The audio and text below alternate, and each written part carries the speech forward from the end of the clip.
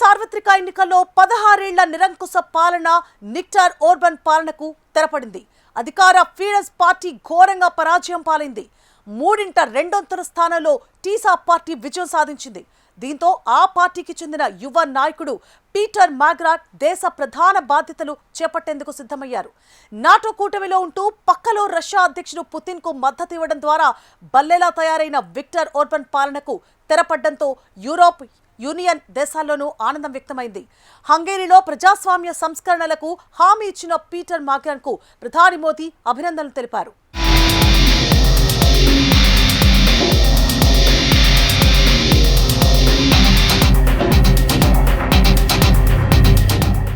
Europe రాజకీయాల్లో అనూహ్యమైన పరిణామం చోటు చేసుకుంది.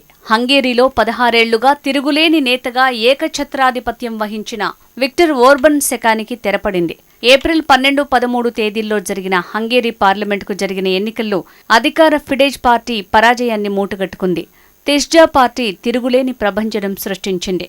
199 స్థానాలున్న పార్లమెంట్లో తిస్జా పార్టీ 53.72% ఓట్లతో 138 స్థానాలను కైవసం చేసుకుని స్పష్టమైన మెజారిటీతో విజయం సాధించింది. ఫిడెస్ పార్టీ 37.8% ఓట్లతో 55 సీట్లు మాత్రమే తెచ్చుకుంది. అవర్ హోమ్ల్యాండ్ పార్టీకి కేవలం 6 సీట్లు దక్కాయి. దీంతో ప్రధానమంత్రి పదవి నుంచి విక్టర్ ఓర్బన్ తప్పుకోనున్నారు. హంగేరీ నూతన ప్రధానమంత్రిగా తిస్జా పార్టీకి చెందిన యువ నాయకుడు పీటర్ మాగ్యార్ చేపట్టనున్నారు.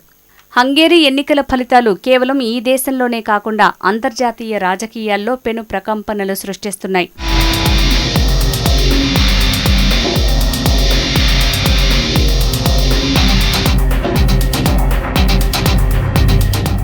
విక్టర్ ఓటమి వార్త తెలిసి లక్షలాది మంది జనం వీధుల్లోకి వచ్చి సంబరాలు చేసుకున్నారు.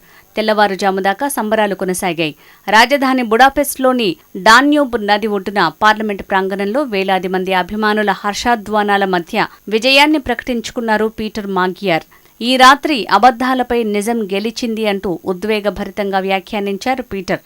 దేశంలో పేరుకుపోయిన అవినీతిని అంతం చేసి న్యాయ వ్యవస్థకు, ఇతర సంస్థలకు పూర్తి స్వతంత్రతను తీసుకువస్తామని ఆయన హామీ ఇచ్చారు. దేశంలో నూతన శకం ఆరంభమైందన్నారు. పీటర్ మాగ్యార్ గతంలో ఫిడెస్ పార్టీలోనే ఉన్నారు. బ్రస్సెల్స్లో దౌత్యవేత్తగా పనిచేశారు. అయితే లైంగిక వేధింపుల కేసును కప్పిపుచ్చిన వ్యక్తికి ఓర్బన్ ప్రభుత్వం క్షమాభిక్ష పెట్టడాన్ని తీవ్రంగా వ్యతిరేకిస్తూ 2024లో ఆ పార్టీ నుంచి బయటికి వచ్చారు. అదే ఏడాది తిస్జా అనే కొత్త రాజకీయ పార్టీని ప్రారంభించి ప్రజల మద్దతు చూరగొన్నారు.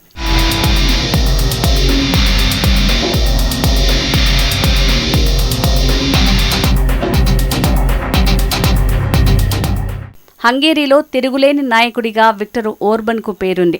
అయితే దేశంలో పెరుగుతున్న ఆర్థిక మందగమనం ప్రజల్లో ఆయన పట్ల అసంతృప్తిని పెంచింది. విక్టర్ ఓర్బన్ తన బంధువులు, అనుచరులు, మిత్రులకు కీలక పదవులు అప్పగించి పాలనను అనుకూలంగా మార్చుకున్నారు. అనుకూలురైన వారికి జడ్జిలుగా పదవులు కట్టబెట్టారు. కుదేలైన ఆర్థిక వ్యవస్థ, అప్రజాస్వామిక విధానాలతో దేశం పరువును మంటగలిపారు. తర్వాతి పాలకులు తన పరిపాలనా నిర్ణయాలను మార్చేయకుండా రాజ్యాంగ సవరణ చేశారు. రాజ్యాంగ ధర్మాసనం అధికారాలను పరిమితం చేశారు. మీడియాపై ఆంక్షలు విధించి ప్రభుత్వ వ్యతిరేక వార్తలు రాయకుండా అడ్డుకున్నారు. ఓర్బన్ విధానాల వల్ల హంగేరీ అంతర్జాతీయంగా ఒంటరైందనే భావన హంగేరీ ప్రజల్లో నెలకొంది. తన ఓటమి అత్యంత బాధాకరమైనప్పటికీ స్పష్టమైందని అంగీకరించిన ఓర్బన్ పీటర్ మాగ్యార్కు ఫోన్ చేసి శుభాకాంక్షలు తెలిపారు. ఈ ఫలితాలు మాకు చాలా బాధాకరమైనవి, కానీ ప్రజల తీర్పు స్పష్టంగా ఉందని తెలిపారు విక్టర్.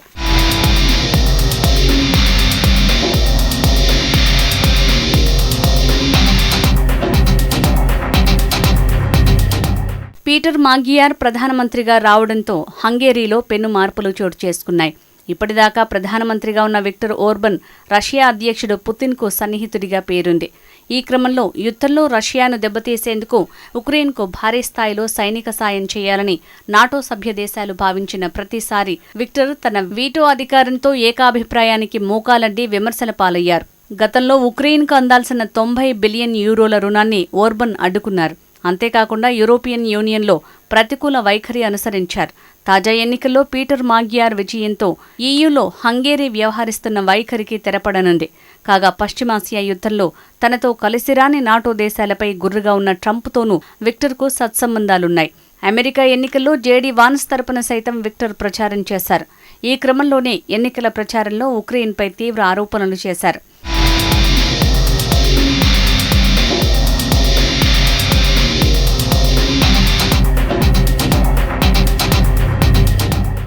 హంగేరీలో విక్టర్ ఓర్బన్ పాలన ముగియటాన్ని పలు యూరోప్ దేశాలు స్వాగతించాయి.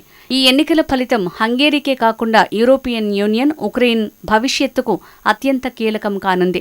ఇంతకాలం ఉక్రెయిన్కు సాయం చేయటాన్ని అడ్డుకుంటూ వచ్చిన విక్టర్ ఓర్బన్ ఓటమి EU దేశాలకు ఆనందాన్నిస్తోంది. ఉక్రెయిన్కు ఇవ్వాల్సిన 90 బిలియన్ యూరోల రుణానికి ఇప్పుడు మార్గం సుగమం కానుంది. అలాగే ప్రజాస్వామ్య విలువల ఉల్లంఘన కారణంగా హంగేరీకి యూరోపియన్ యూనియన్ నిలిపివేసిన నిధులు కూడా విడుదలయ్యే అవకాశం ఉంది. విక్టర్ ఓర్బన్కు వ్యతిరేకంగా బలమైన ప్రత్యామ్నాయంగా నిలబడటం, ప్రజాస్వామ్య సంస్కరణల దిశగా అడుగులు వేస్తానని హామీ ఇవ్వటం ద్వారా హంగేరీతో పాటు యూరోప్ దేశాలను ఆకట్టుకున్నారు పీటర్ మాగ్యార్. దేశంలో అవినీతిని అంతమొందిస్తానని, యూరో కరెన్సీని తీసుకువస్తానని ఎన్నికల్లో వాగ్దానం చేశారు. ఎన్నికల్లో గెలిచిన పీటర్కు భారత ప్రధాని నరేంద్ర మోడీ శుభాకాంక్షలు తెలిపారు.